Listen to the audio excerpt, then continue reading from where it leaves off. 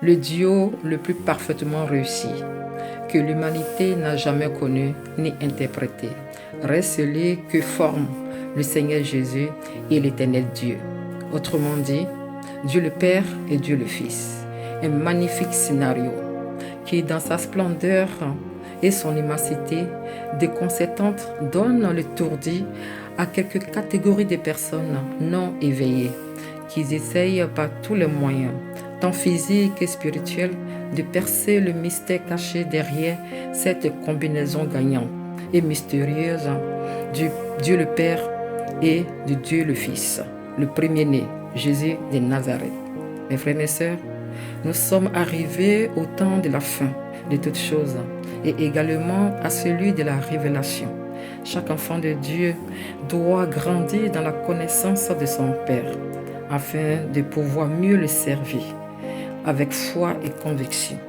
Car nous sommes prédestinés.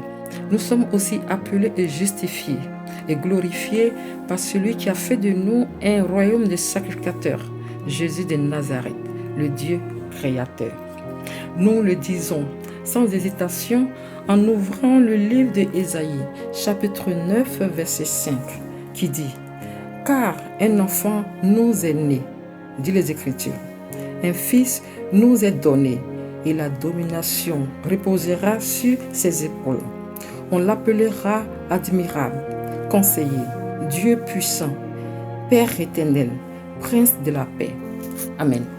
Mes frères et mes sœurs, l'Ancien Testament vient de nous informer de la bouche du prophète Ésaïe qu'un fils qui naîtra sera appelé Dieu puissant et Père éternel.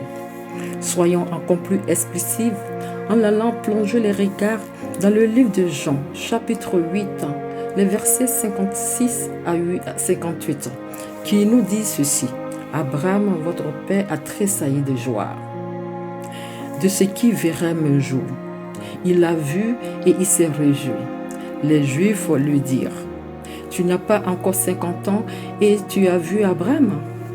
Jésus leur dit, « En vérité, je vous le dis, avant que Abraham ne fût, je suis. » Autrement dit, avant qu'Abraham ne naisse, j'étais déjà là, dit le Seigneur Jésus-Christ. Amen. Mes frères et mes sœurs, ne nous laissons pas influencer par ceux qui cherchent obstinément à ignorer ou à dénaturer cette réalité indiscutable à laquelle nous croyons fermement.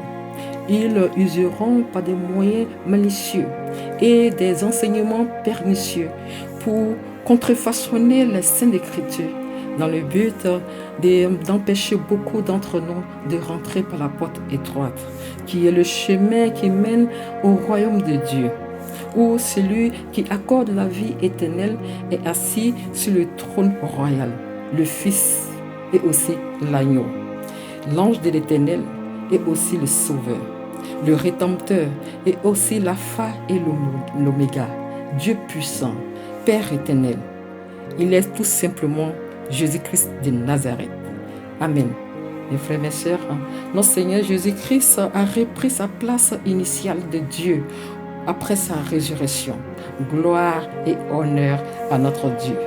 Je vous embrasse d'un baiser fraternel. Soyons fermes dans notre marche et croyons que Jésus est Dieu et le Roi. Amen. Je suis votre sœur Esther Catherine.